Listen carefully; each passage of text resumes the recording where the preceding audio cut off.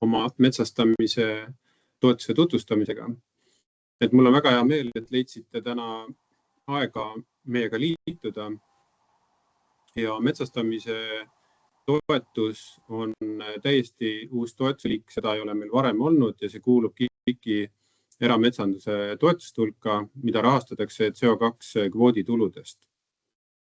Tegemist on siis sellise toetusmeetmega, mille eesmärk on innustada maaomanikke võtma aktiivsest kasutusest väljas olev maa sihipäraselt kasutusse ja istutades sinna siis metsapuutaimi, millest saab kujundada siis elujõulise metsa, mis seob süsinikku, toetab elurikkust ja loob väärtust ka aastakümneid hiljem. Strateegiliselt vaadates on metsastamine oluline osa laiemast kliima- ja maakasutusest.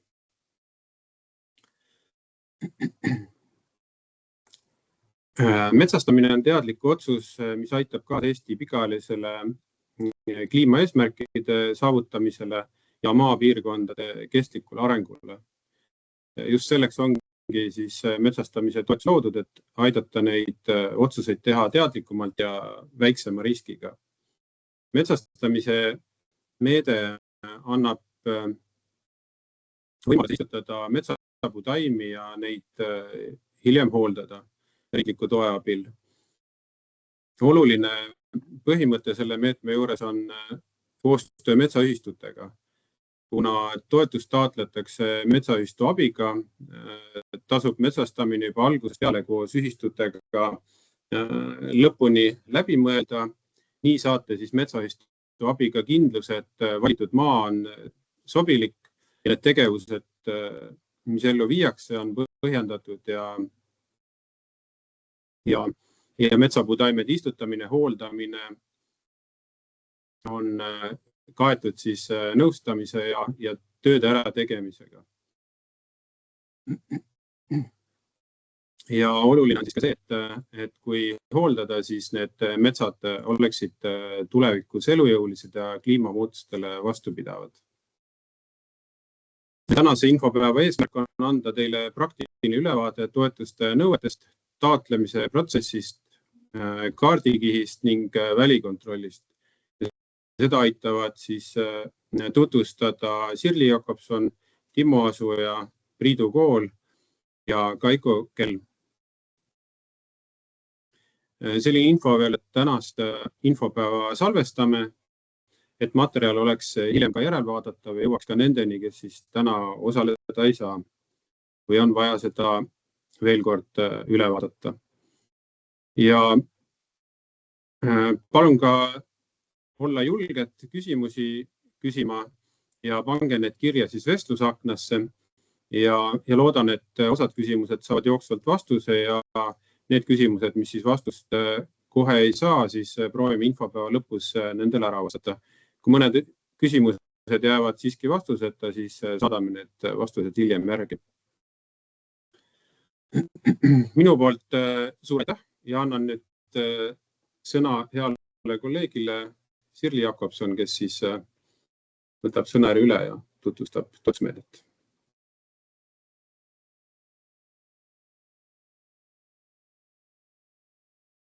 Mikrofoniga maha, siis on asjal rohkem jumet. Et aitäh ja tere, olen Sirli ja räägin siis selle taotlemise poolest just. Et metsastamise toetuse taotluseid me juba võtame vastu ja teeme seda kuni 7. maini. Räägin siis metsastamise toetuse tingimustest ja nõuetest ja lõpetan oma ettekande kõikide toetustega, mis aastal 2026 praegu käivad või siis tulemas on.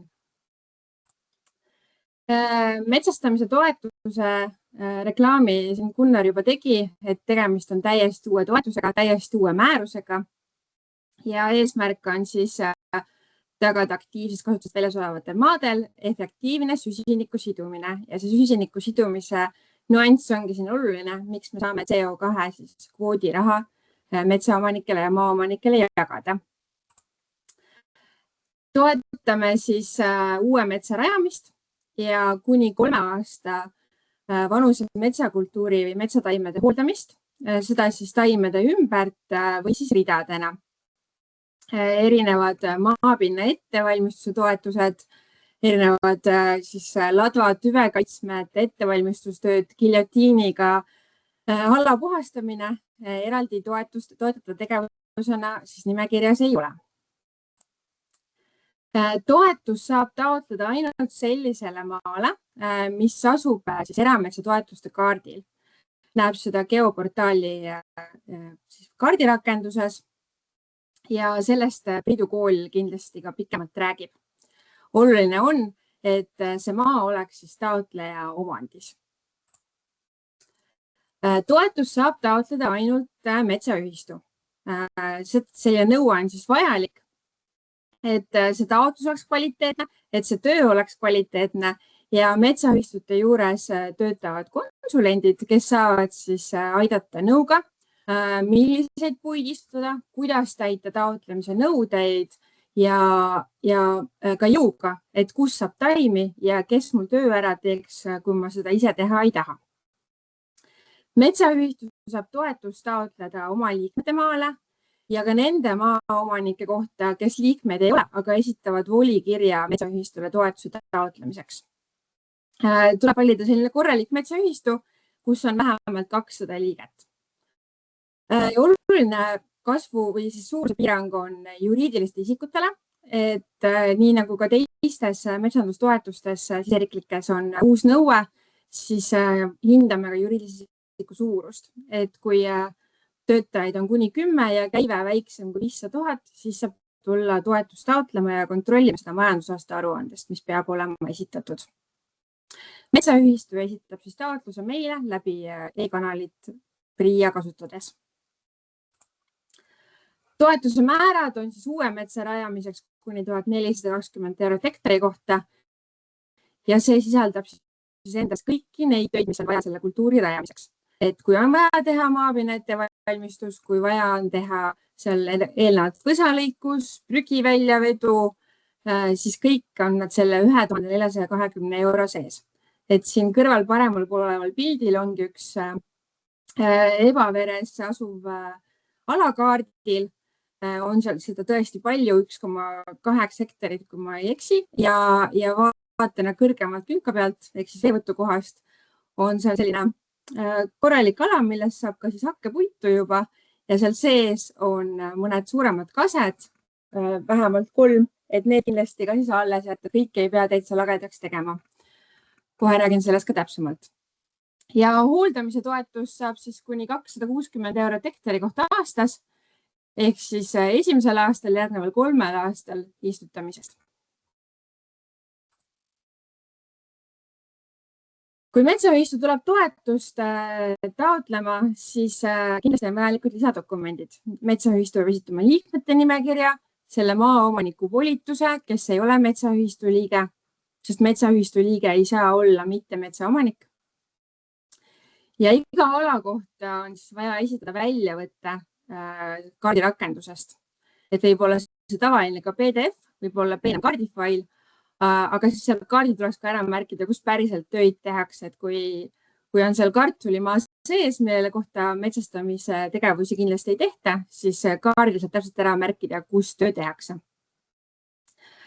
Pindalnõuded on igal alal, et minimaalne ala peab olema 0,3 hektarit ja selliselt see ka kaardil on.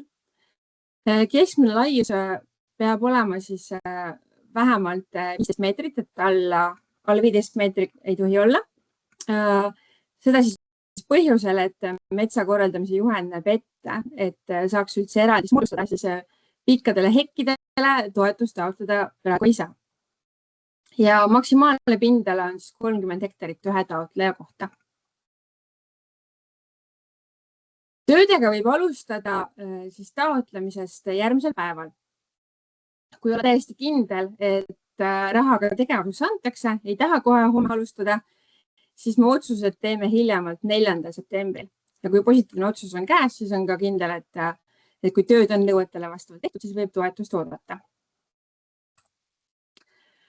Tegevuse elluviimiseks on aega 18 kuud ehk 1,5 aastat alates sellest rahuldamise otsusest.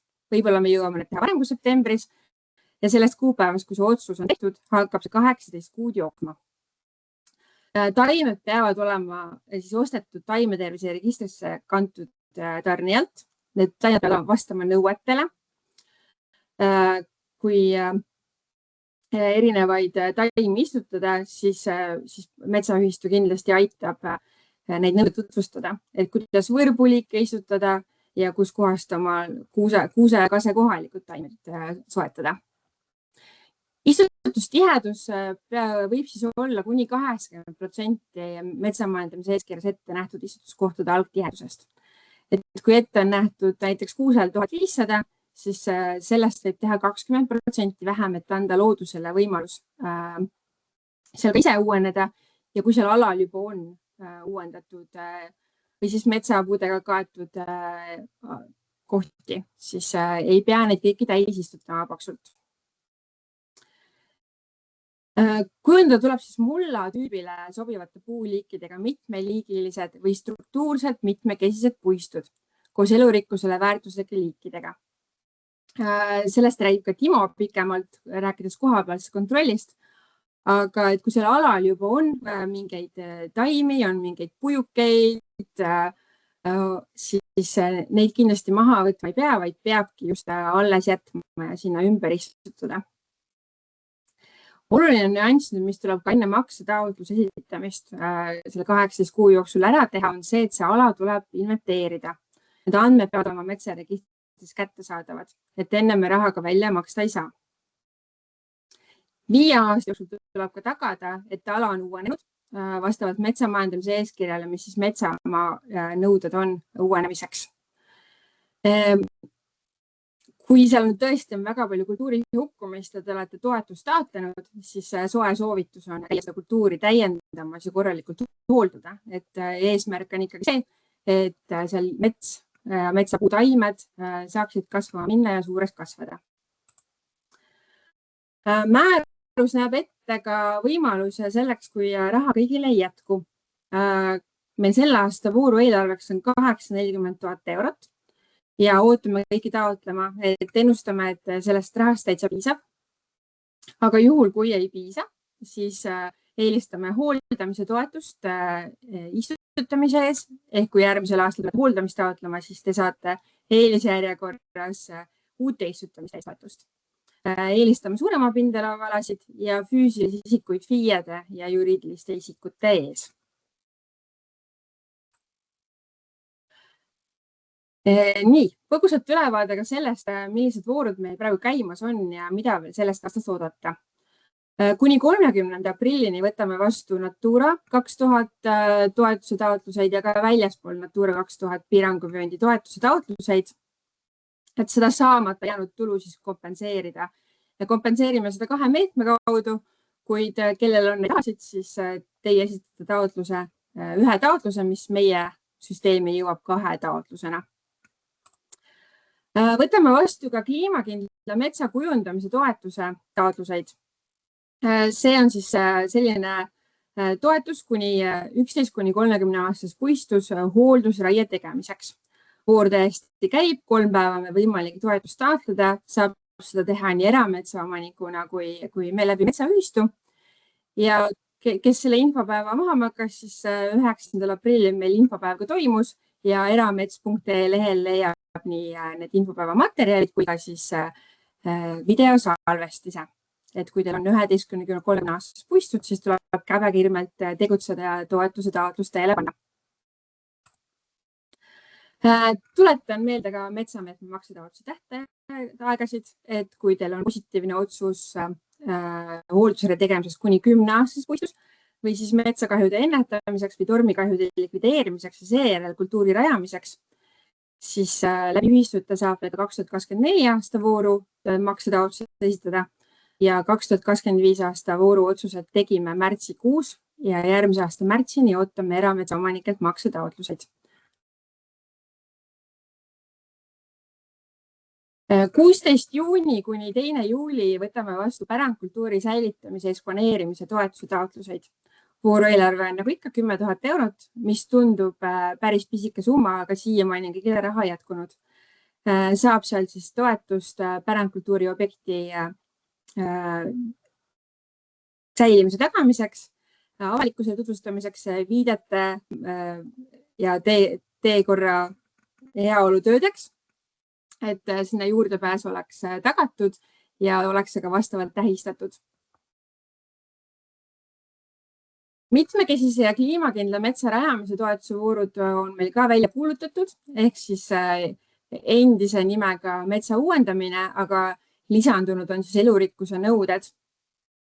Toetus saab ikka maapinna ettevalmistuseks istutamiseks ja kuni 3 aasta vanuse kultuuri hoolduseks. Praegugi on kibekiire istutamise aeg, aga tuleb siis rohkem arvesse võtta elurikkust ja mitmeliigilisust ja struktuursust.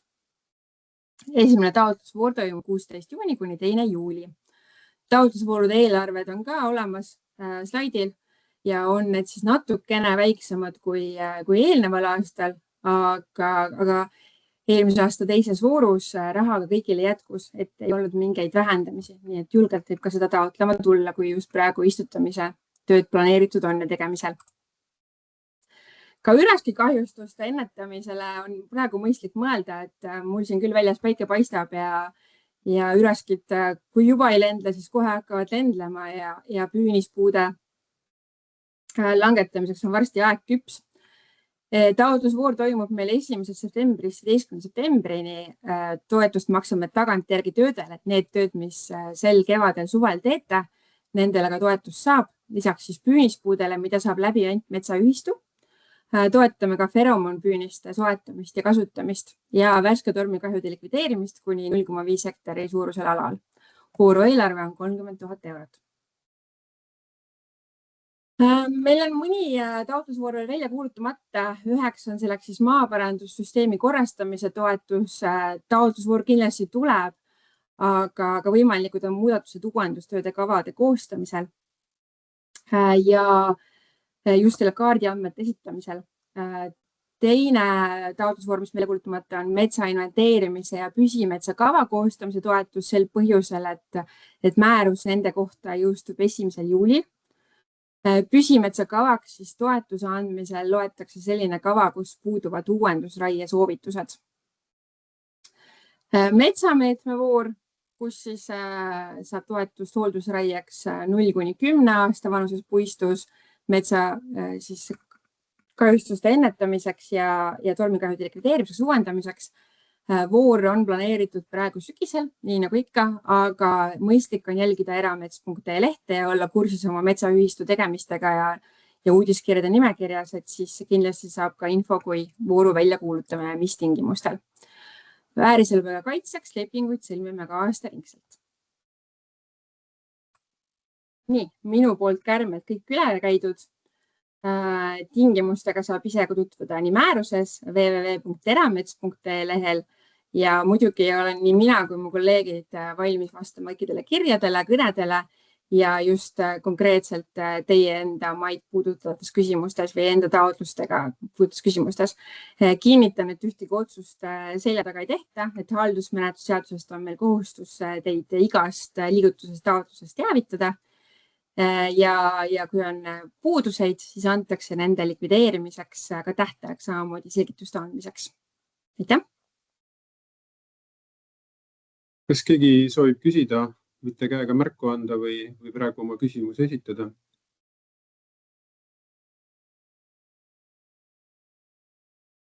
Kui te ei soovi, siis läheb sõnajärg üle Timole. Timo räägib natukene elurikkuse nõuetest ja välikontrolli tööst. Ja, tervist.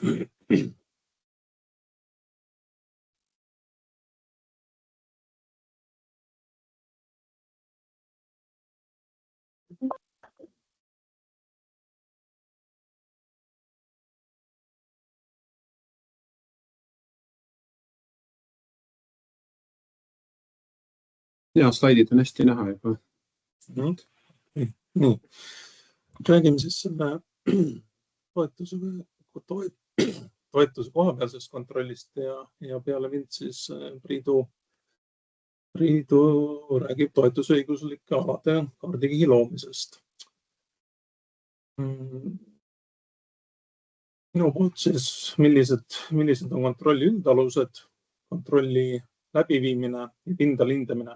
Mõned nädalad tagasi, kui oli meil ka infopäev, siis väga palju sellest infopäevas samuti välja toodud kontrolli alustest meil see metsastamise toetuse kontroll väga ei erine.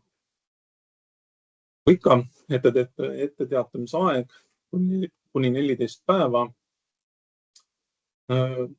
Kontrolle toetatava tegevuskohas viiakse läbi alates maksetaotluse esitamisest kuni 5 aasta möödumiseni viimase toetuse osa väljamaksmisest. Ja teeme samamoodi eelkontrolli, investeeringukontrolli ja järelkontrolli. Eelkontrollis siis teostatakse vajadusel peale taotluse vastuvõtmist ja enne taotluste rahuldamise otsuse tegemist. Ja investeeringukontroll on meil valimipõhine. Investeeringu teostamise kontroll peale maksetaotluse esitamist ehk enne makset. Ja järelkontrolli teostame ka valimipõhiselt kuni 5 aasta möödumiseni peale toetuse väljamaksmist. Kontrolli läbiviimine reeglina samamoodi drooniga visuaalselt.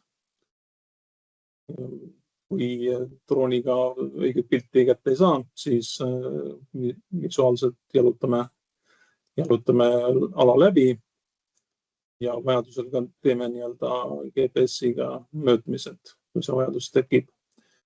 Nagu ikka ka saadame puuduste korral teavituskirja. Enne seda teeme kontrollakti, kontrolli tulemus, kontrolli aruanded. Samamoodi ka, kui on mingisuguseid puudusid, siis paneme ka vajadusel fotod ja skeemid juurde selgituseks, kui kohe ei ole aru saadav, mis täpne probleem oli. Ja muidugi kontrolli läbiviimisel saab taotleja ka tulla kaasa. Siis teeme kontrollakti. Samamoodi taotleja saab enda märkused lisada, muud tähelepanekud.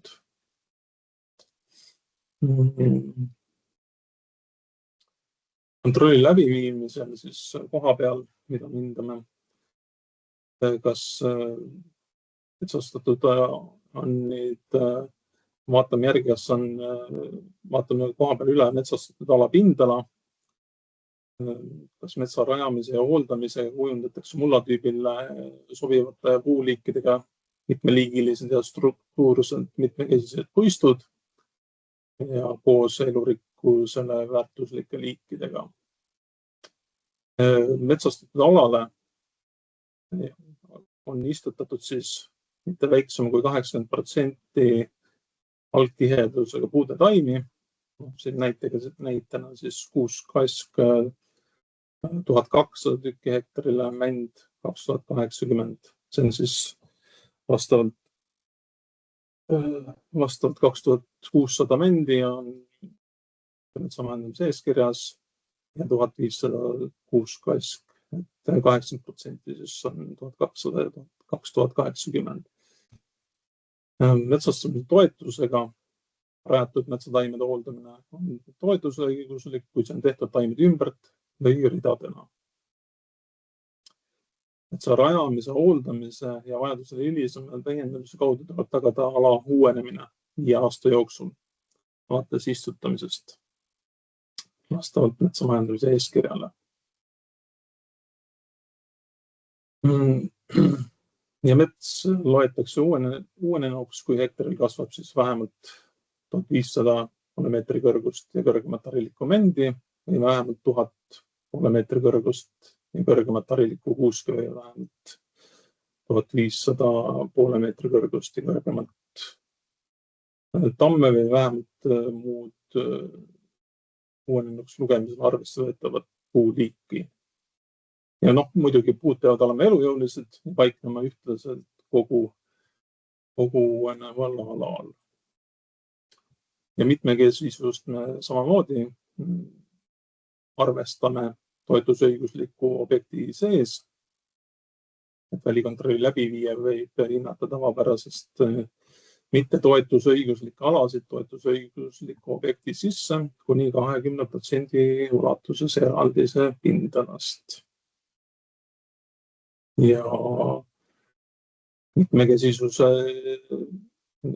elemendid, kordame veel kord üle, on siis erinevad sellised metsaserva puude grupid, okaspuumassiivides olevad lehtpuu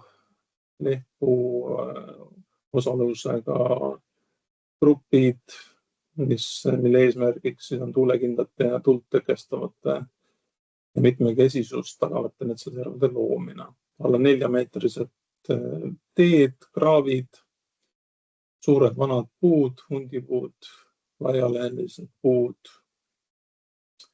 erinevad surnud puud, säilikpuud, lamapuit, looduslikud sulglohud, märjad nõgud, allikate ümbrus, metskuklaste pesade ümbrus, kui muidugi neid metskuklasid seal eraldisel on.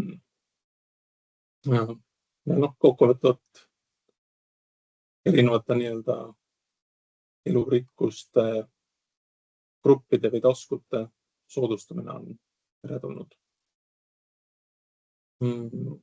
Pindalat hindame esmalt drooniga, kui GPS-i pole vaja kasutada. Üle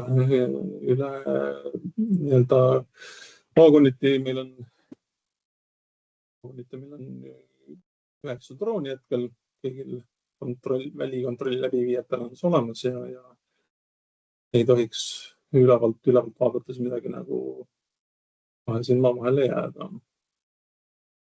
Ja pindalat, kui visuaalsel viisil tekivad kahtlused, siis kontrollime enda objekte välise GPS-iga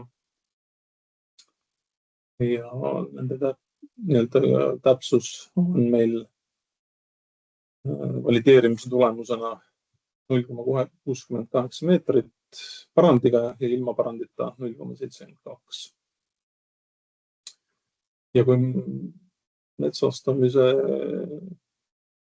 toetuse koha pealt tekib välikontrolli osas mingisugust küsimusi, siis meie osakonna poole võib vabalt pöörduda. Nüüd annaksingi sõna Priidule edasi, kes räägib siis toetusõiguslike alade kaardikihist.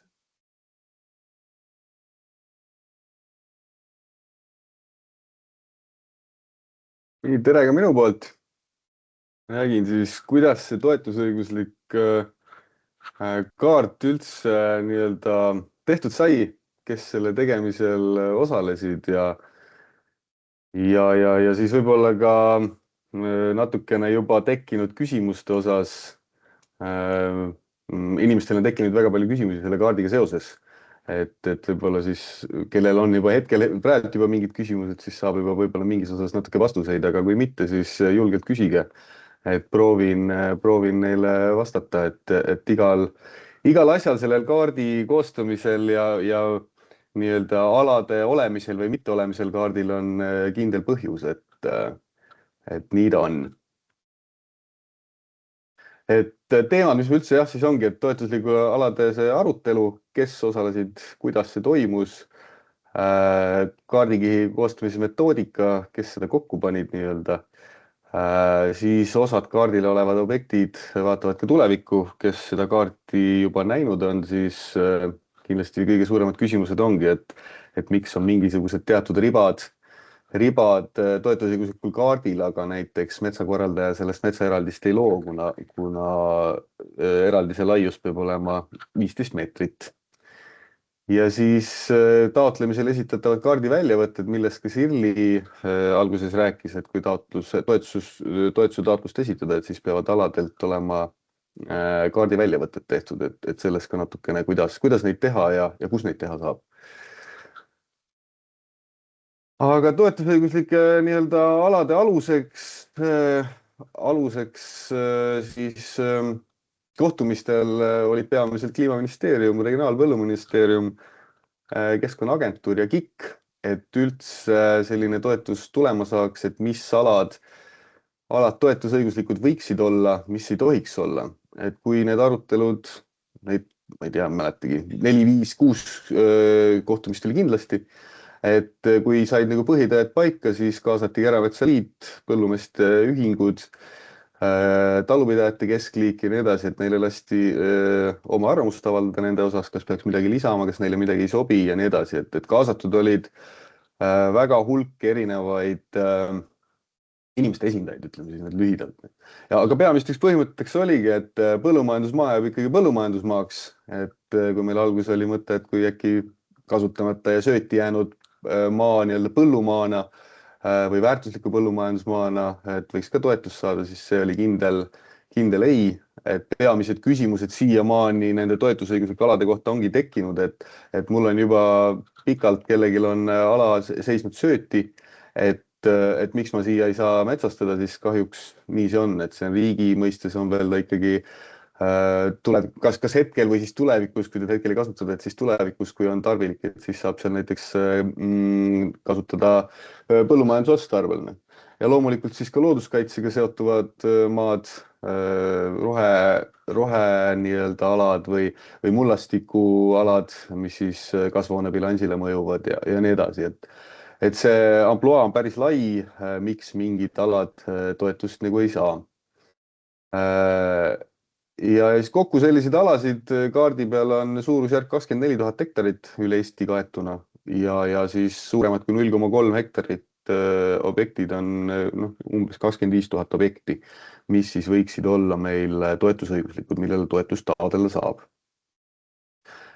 Et selle kaardi kokkupanemise siis nii-öelda metoodika põhiline on see, et aluseks ongi võetud ETAK-i andmed ehk siis Eesti topograafia andmekogu, milles siis on välistatud, et see välistamine ongi nüüd see kõige alus siin, et üle Eesti on siis kokku liidetud või võetud siis need Eesti topograafia andmekogus siis lagedad alad, haritavad maad, muud kõlvikud ja puittaimestikud. Puittaimestiku puhul on siis kindlasti see põõsastik märge peab olema, et osadel on ka puittaimestik jagunebki näiteks mets ja põõsastik, et kus juba mets on peal, et seda enam ju metsastada ei saa. Et siis on võetud põõsastiku alad.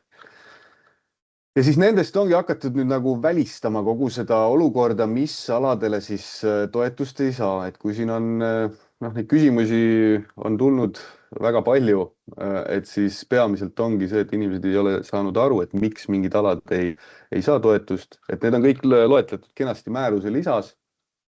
Et millised alad siis nagu ei ole toetusõiguslikud, et seal ongi see elu- ja looduskeskkonna osad, nii-öelda taristu osad ja planeeringud, piirangud ja muud olulised alad.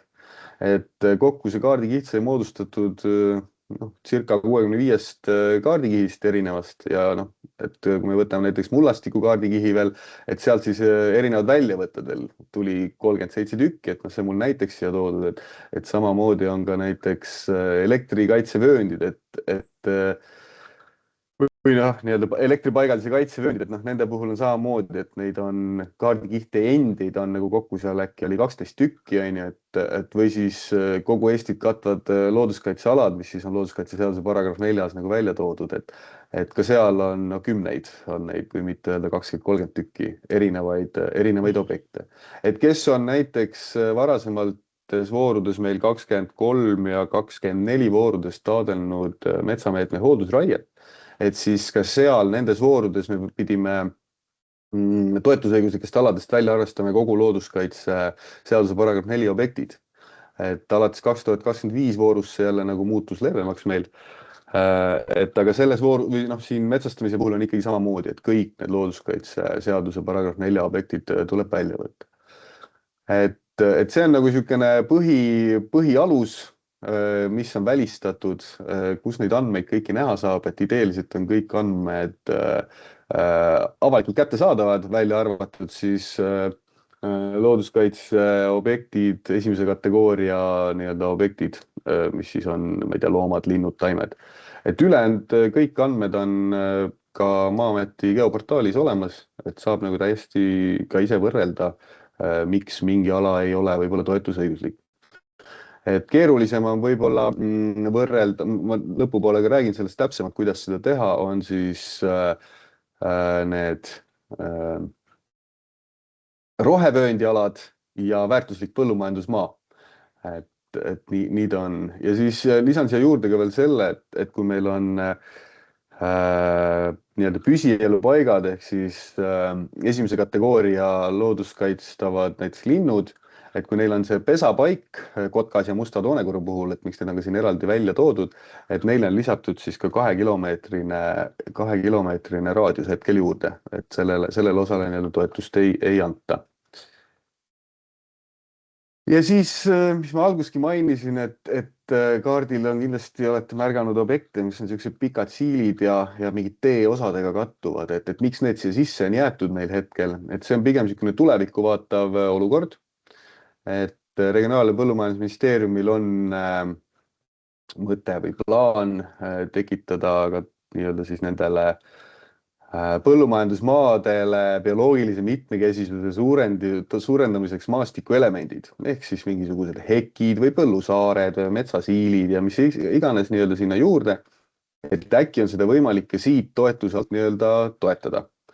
Et kuna küll metsamajandamist või metsakorraldaja, siis metsaeraldist ei saa luua, kui eraldise keskmine nii-öelda laius ei ole 15 meetrit, et siis kahjuks need alad nagu on, et siis nendele nagu toetust taodelda ei ole mõtet, et metsakorraldajad sellest eraldist moodustada ei saa, mis siis maksetaotlust esitades peab olema kindlasti kantud metsaregistrisse. Aga alad on nagu kaardil natukene võib-olla tuleviku mõttega, et see on nagu see peamine põhjus. Loomulikult on ka muidugi erinevaid kaardi andmetest tulenevaid nihkeid, et erinevad nõuded on kaardi alusandmete koostamisel, et näiteks siin metsaeraldiste piirid kaardistatakse 10 meetri täpsusega juba, et siis samamoodi võib olla teistel kaartidel ka mingisuguseid täpsed, et ideeliselt on kõik teed, kraavid välja võetud, mis on üle 4 meetri laiusega, siis topograafia andmekogust lähtuvalt. Ja kaardi tehnilise nii-öelda lõikamise ja kaardikihtide lõikamise ja kokkupaneku siis tegime koostöös Kauri ja Maruga, et sealt see siis nii-öelda sündis meil täielikult. Ja siis seda te hetkel kõik näete seal nii-öelda siis Maru geoportaalist. Aga nüüd siis, mis ma enne ka mainisin, need alad, mida kaardikihtidena nii-öelda koheselt võib-olla kättesaadav kõige lihtsam ei ole, et ongi siis maaplaneeringute rohevõrgustik. Et siin nüüd on ka siis, kui toetust taotletakse, et metsakonsulendid peavad juba kinnitama, et need alad ei kattu siis näiteks maakonnaplaneeringute rohevõrgustiku, väärtusliku põllumajandusmaa või väärtusliku püsirohumaaga. Ja see põhjus on selles, et need andmed võivad muutuda peale kaardikihi koostamist ja neid meil kohe me ei saa neid kohe ise kahjuks niimoodi automaatselt uuendada. Ja samas nende andmete nii-öelda kätte saamine ei ole kahjuks nii lihtne.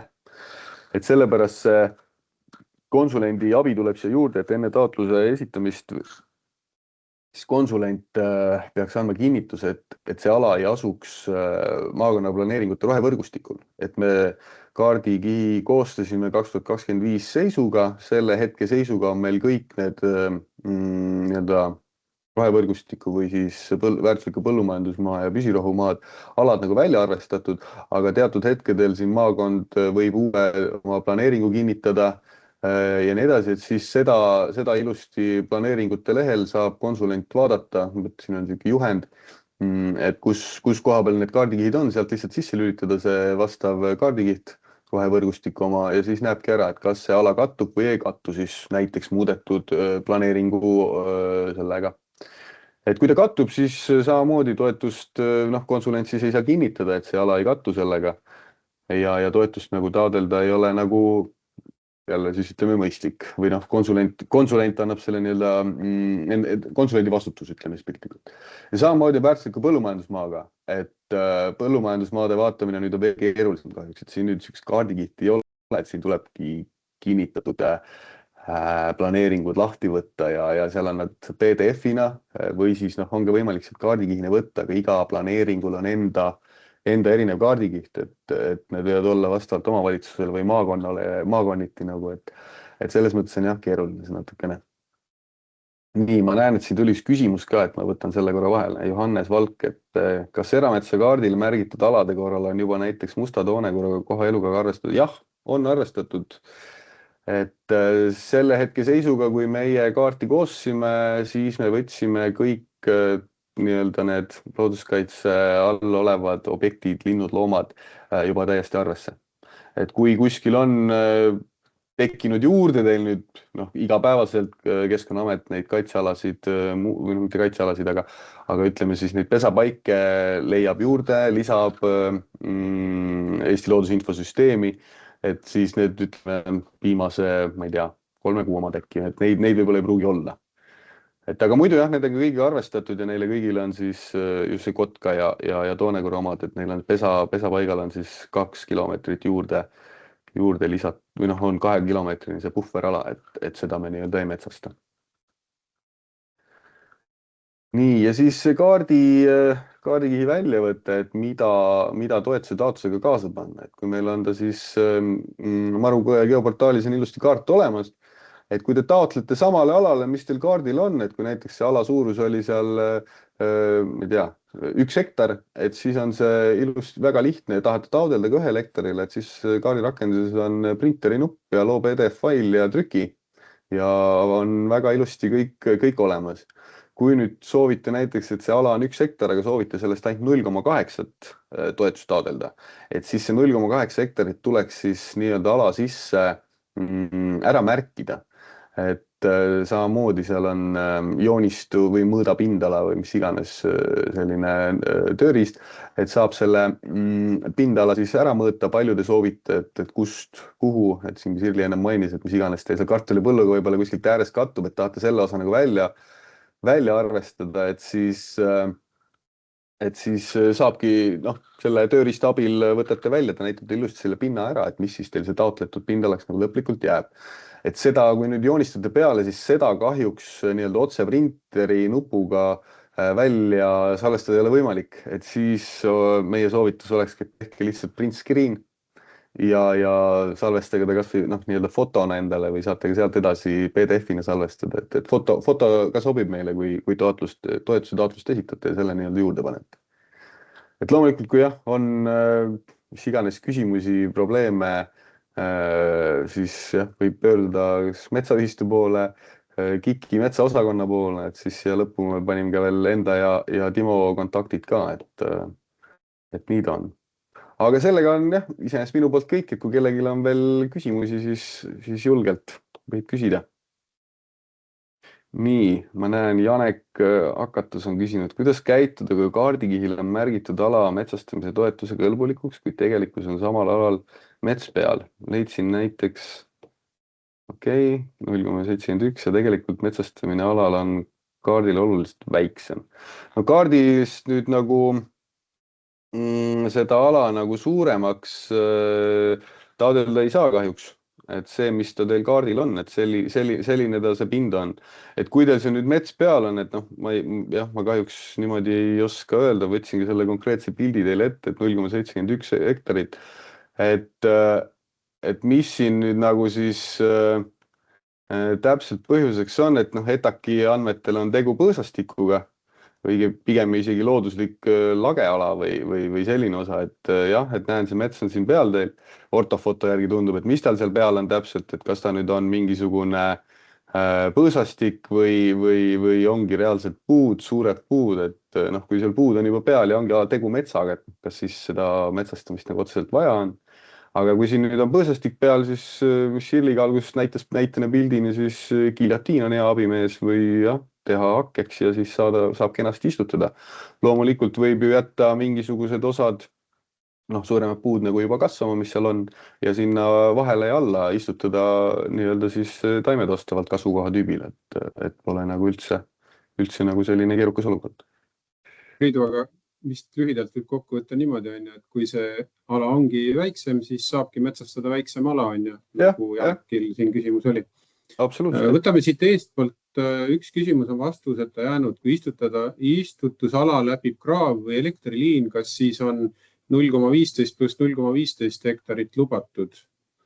Siin on vist natukene trikiga küsimus, või natukene oleks vaja juurde saada. No siis, kui see kraav on alla 0, mis ta siis on, alla 4 meetri ja siis on ta toetusõiguslik selles mõttes.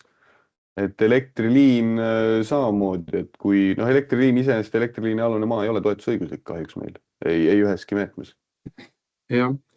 No siin on vist ka natukene see teema juures, et metsakorralduse juhendi järgi saab eraldise moodustada üle nende joonobjektide või sellise elektriliini ja kraavide ka, aga nende pinda üldiselt eraldise pinnas ei arvestata.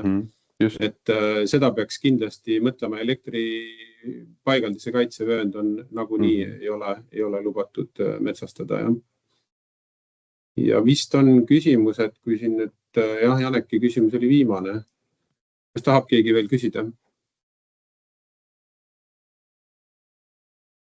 Kui küsimusi praegu ei ole, siis anname sõnaäärja üle Kaikole. Kaiko näitab natukene e-pliiat siis meile ja kui küsimusi veel tekib, võite julgelt lisada.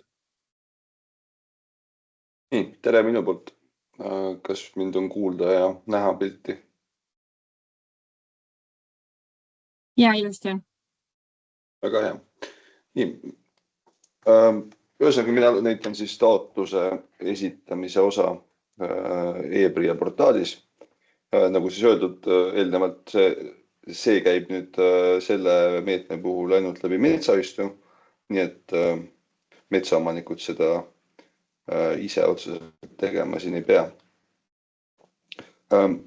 Taotluse nii-öelda alustamine tavapäraselt esita taotlus nupu kaudu, tuleb otsida siit nimekirjast metsastamise toetus üles ja alustada esitamist.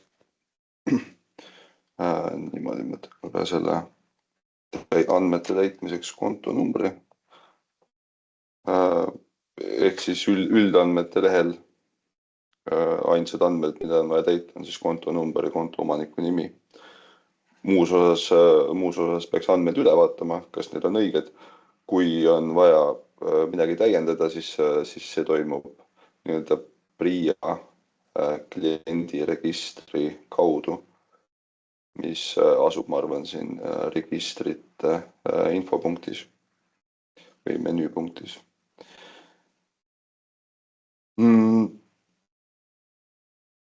Ja taotluse sisulehel tuleb siis sisestada kõik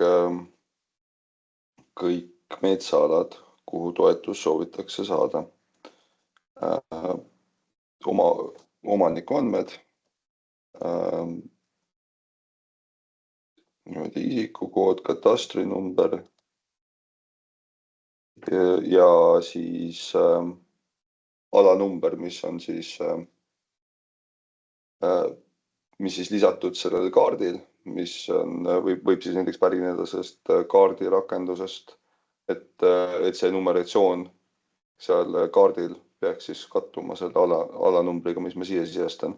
Ühesõnaga, et on vaja, et oleks hiljem aru saada, et mis ala selle kaardil täpselt kuulub, siis on mõeldud nagu selle tegevuse läbiviimiseks. Tegevus tuleb valida rittmenüüst. Siis saab valida metsa rajamist, taimede hooldamist kui ka mõlemat. Ma korra näitan selle mõlema puhul. Ühesõnaga, süsteem ise täidab ära nüüd selle taotletava toetuse summa. Kui mul on metsa rajamine, siis on üks number, taimede hooldamise puhul on teine number ja kui ma nüüd taotlen mõlemat, siis on nende nii-öelda kahe tegevuse summa. Ehk siis see on tehtud nii-öelda puhtalt sellepärast, et oleks seda taotlust kergem esitada ja ei peaks nii-öelda sama seda objekti 2 korda sisestama. Hiljem, kui toimub maksetaotluse esitamine, siis sellisel juhul on nüüd need read juba 2 löödud. Sest tõenäoliselt võib juhtuda tõenäoliselt, et ka nende tegevuste tegemine on erineval ajal ja neid peab olema võimalik erinevalt märkida. Ja kõige viimase sammuna tuleb siis üles laadida alakaart, mis võib siis olla näiteks PDF-kaardi rakendusest. Niimoodi. Mina panen siia mingi suvalise faili praegust. Ja niimoodi see käibki. Variant on seda taotluse sisu täita ka siis Exceli üleslaadimise kaudu. See on üsna nagu tavapärane ja sarnane teistele meetmetele. Et Excelis on mõned veerud lihtsalt teistsugused, aga midagi uut siin ei ole. Ja viimases sammus näidatakse taotluse kokkuvõtet. Saab täiendavalt lisada lisadokumente, kirjutada märkusi, peab läbi lugema nii-öelda need kinnitused, millega on vaja nõustuda. Kui kõik linnukesed on tehtud, siis esita taotluse nupp muutub all aktiivseks ja saab taotluse ära esitada.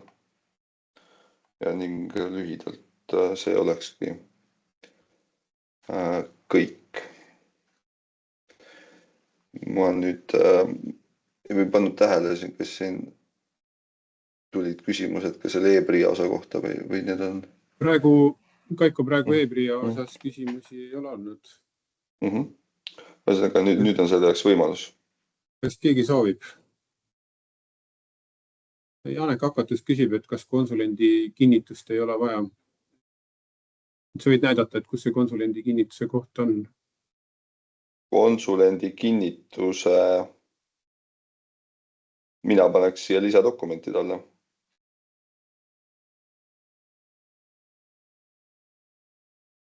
Aga kas siin ma paluks natuke abi nüüd, et kas on seda, peab selle koos taotlusega lisama juurde siia taotlusele? Ja, seda peaks ikkagi vaja olema, jah.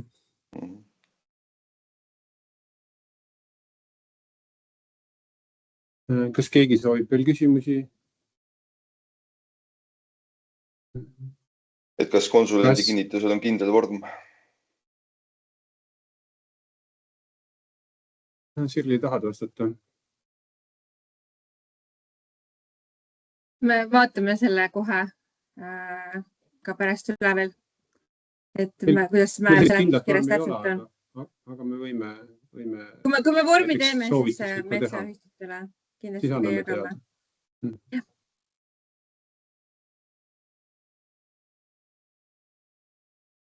Tegelikult siin allpool on kinnitused olemas Sirliga. Ja, et kui me selle kinnituse sinna lisame, siis anname sellest ka märku, et meil praegu veel ühtegi taotlust ei ole. Saame seda sinna lisada.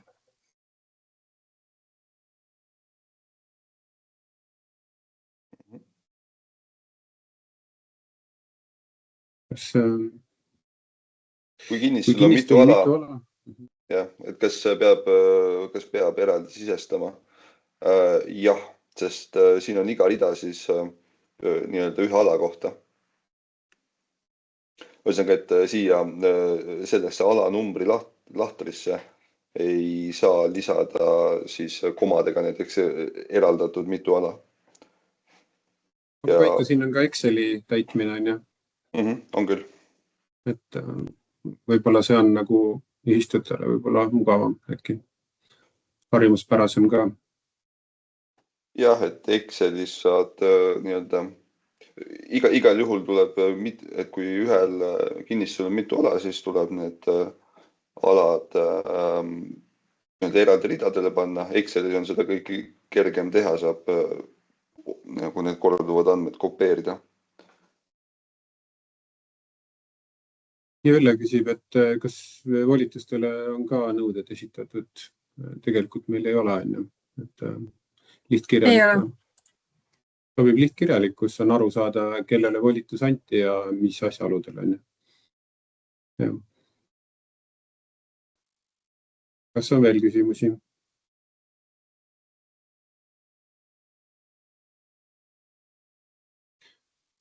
Hetkel küsimusi ei ole, aga kui küsimusi tekib, siis võite julgelt küsida, et me oleme kättesaadavad ja meiliaadressid ja telefoninumbrid on teada.